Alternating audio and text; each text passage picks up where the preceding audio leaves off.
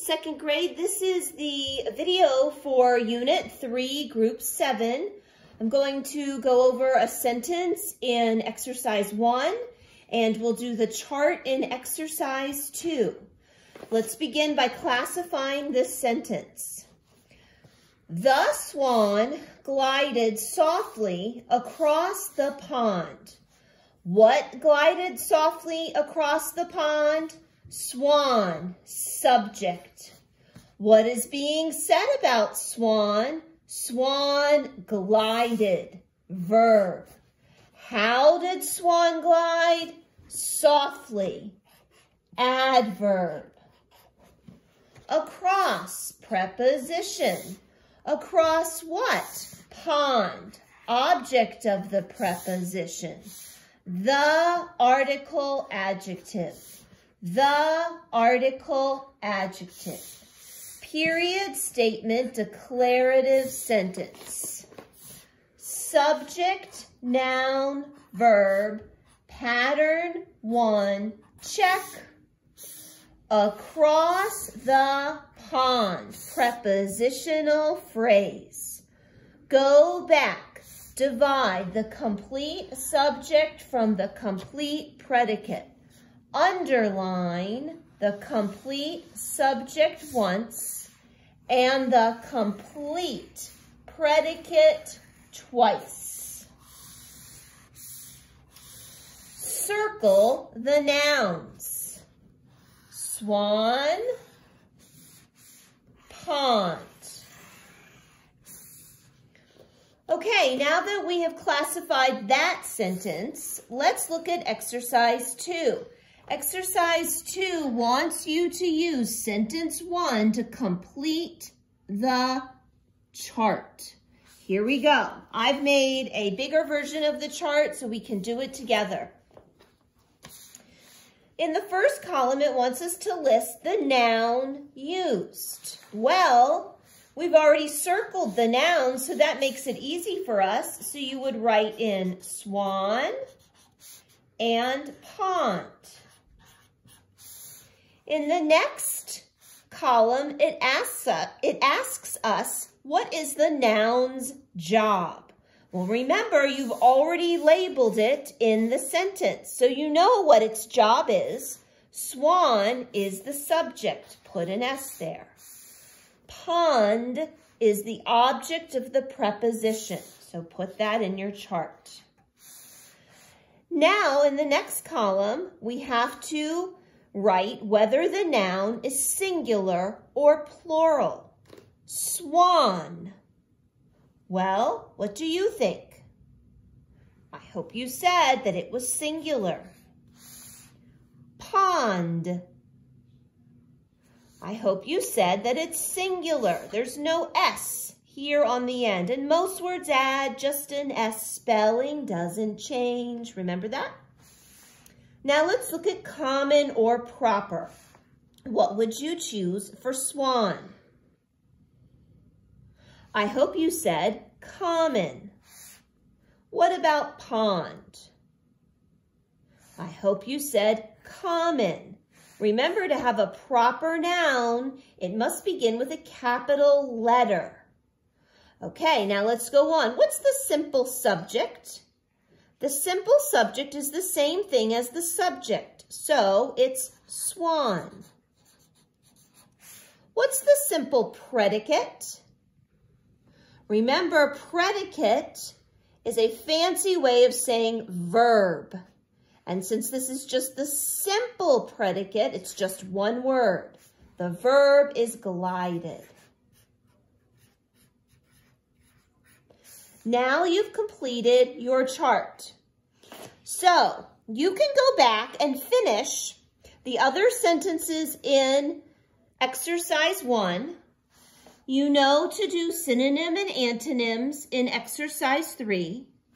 In Exercise 4, you'll be practicing your capitalization and punctuation rules. Now let's look down at Exercise 5. This is something we began last week with subject-verb agreement. Let's go over that. I've made a chart a little bit bigger so that we can do it together. All right, let's look at the very first sentence, sentence number 8, in exercise 5. Now remember, there's several things that you have to do here, but the first thing you're going to do is read the sentence and pick which verb makes sense. We are thinking about subject and verb agreement, and you have rules there. You have rule number 1, which applies to a singular subject, and rule number 2, which applies to a plural subject and you. Now let's read. 9 pumpkins was growing on the vine. Or 9 pumpkins were growing on the vine. Which one sounds correct? I hope you said were. 9 pumpkins were growing on the vine. Now, we need to look over here at our chart. We need to write the subject in. Let's read our sentence again. 9 pumpkins were growing on the vine. What was growing on the vine? Pumpkins. That's our subject. Now, is our subject singular or plural? Pumpkins. Ooh, there's an S on the end. What does that tell you most of the time? Remember, most words add just an S. This is a plural subject. If it's a plural subject, which rule will you use? You'll use rule number 2. A plural subject, or the subject you, must use a plural verb that has no S ending. Are, were, do, have, or verbs without S or ES.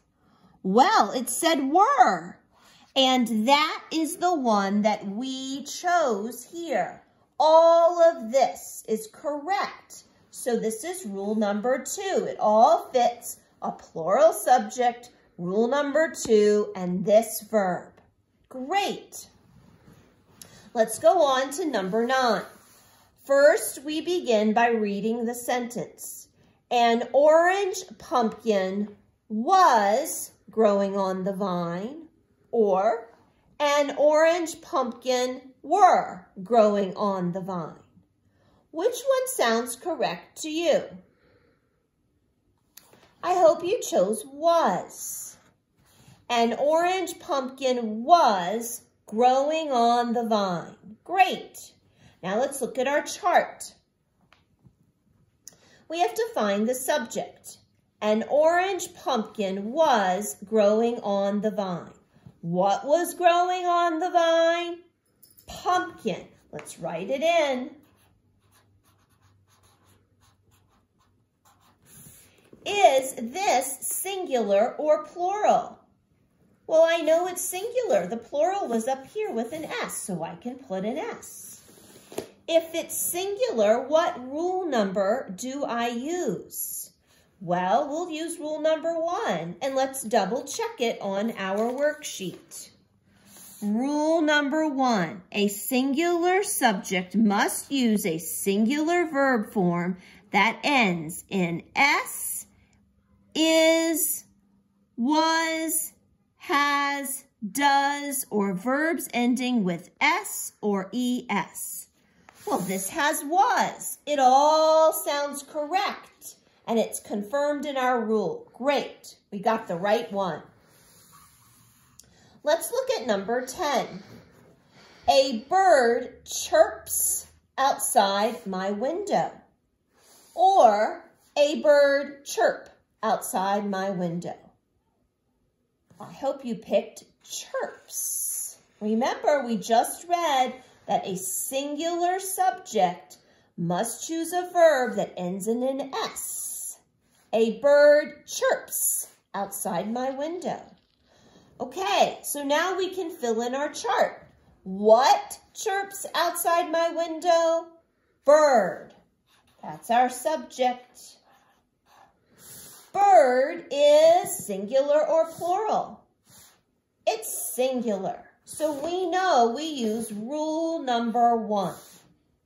And we read that rule and know that a singular subject has a verb that can end in an S. Good. That checks out too. Well done. I want you to continue filling out the chart and underlining the verbs for the rest of the 3 sentences. And remember, if you have you as a subject, remember rule number 2. Rule number 2 says a plural subject or the subject you. So if you is a subject, you must use rule number 2.